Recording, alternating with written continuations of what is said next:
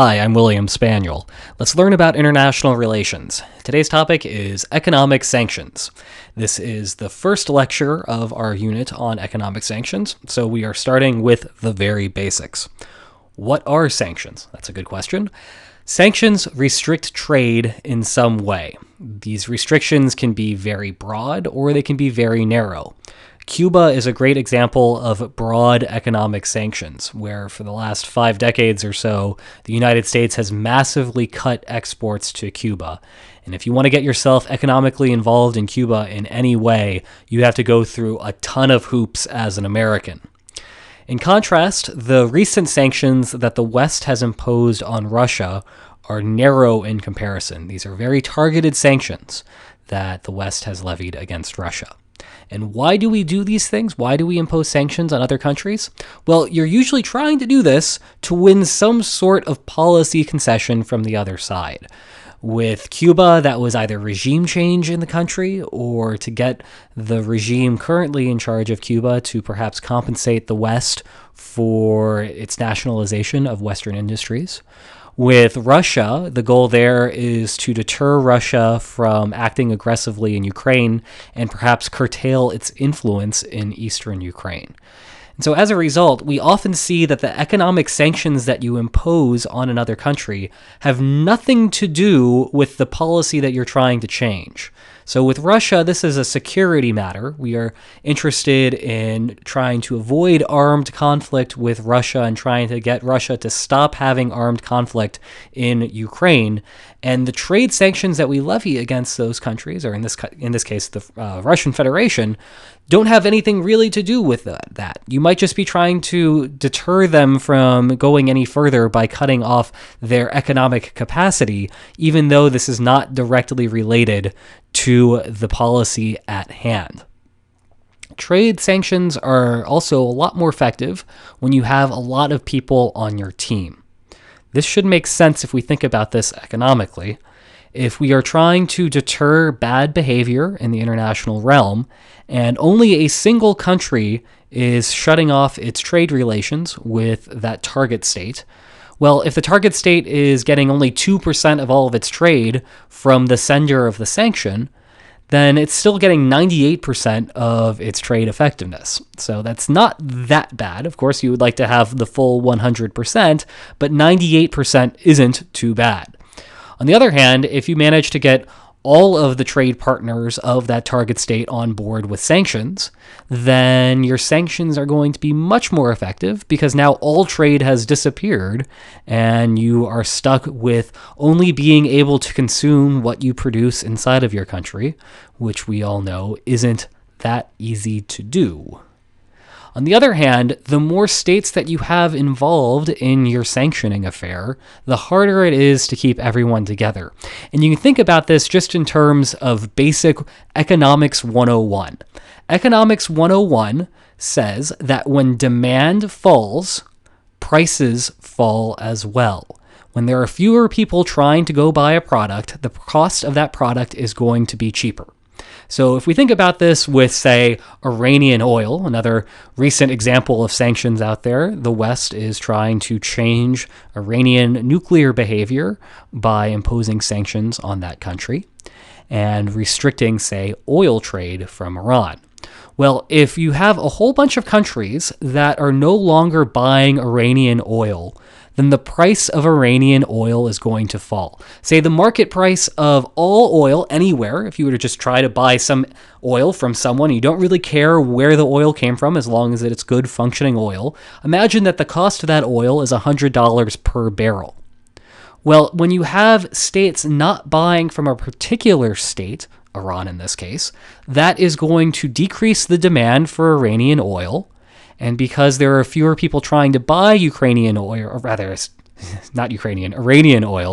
when you have fewer people trying to buy Iranian oil, that means that when Iran tries to go auction off its barrels, the price of those barrels is going to go down. And so the more and more states that you have on your side, say in this hypothetical example with Iran, the cheaper and cheaper those barrels of Iranian oil are going to get. And so while if you have a very intense preference to get Iran to stop doing whatever it is that you don't want Iran to do, you might be willing to forego buying that cheaper oil. If you are someone who's marginally interested in Iran not having a nuclear weapon, but you don't really care too much, you're not going to be on board with stopping Iran from doing this by imposing sanctions if it means that you are foregoing $50 a barrel oil. So by having more and more states join your team, it makes it harder and harder to get the next state to join your team, the next state that is in line for how interested they are in this particular issue, because the more and more guys you gather on your team, the more and more expensive it becomes for that extra guy to join you, because the prices of what he's trying to buy from a particular state are going to be going down and down and down. Well, sanctions have become more popular over time. We can see this by looking at a plot. So this is a plot that I drew up myself. We're looking from 1946 to 2005 using a data set called TIES, the Threat and Imposition of Economic Sanctions. So I'll talk a little bit more about that data set in future lectures. And what we see is that there is a huge spike in the number of sanctions following the end of the Cold War in roughly 1990. So we see a lot of sanction threats and sanction episodes, as we call them, starting in 1946 and going forward, and we see a lot more in 1990 and afterward. I would expect that this trend will continue over time, and the reason is as follows. Well, there's two reasons. First, sanctions are now viewed as an alternative to war, and so if we really dislike war, sanctions might be our only other opportunity to try to coerce another state into doing what we want them to do.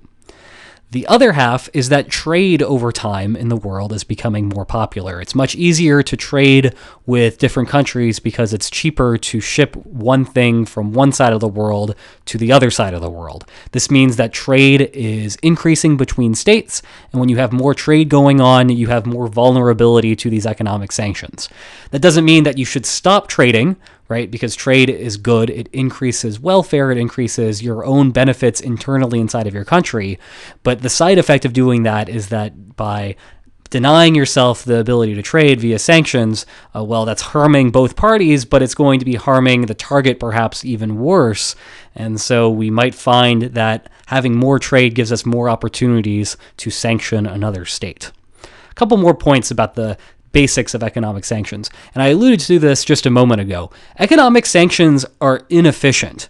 And the reason that this is the case is that trade is efficient. If we live in an autarkic world is a world where we don't trade with each other, not to be confused with an anarchic world. This is autarkic world. Well, in an autarkic world, we can only produce we can only consume what we're able to produce. And we know that because states have different comparative advantages in producing different products, that the amount that we are able to produce by ourselves is going to be substantially smaller than the amount that we would be able to produce if we specialized in what we were comparatively good at making and then traded the difference.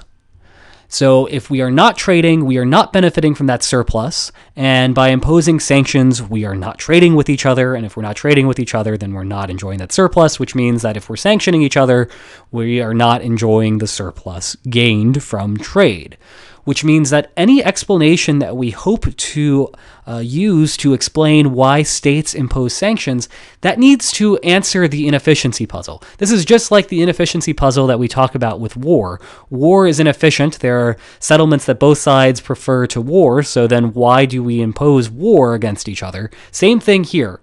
If sanctions are inefficient because they reduce trade, why is it that we end up sanctioning, and why can't the states come up with an agreement that's going to leave them both better off than if they hadn't stopped trading with each other?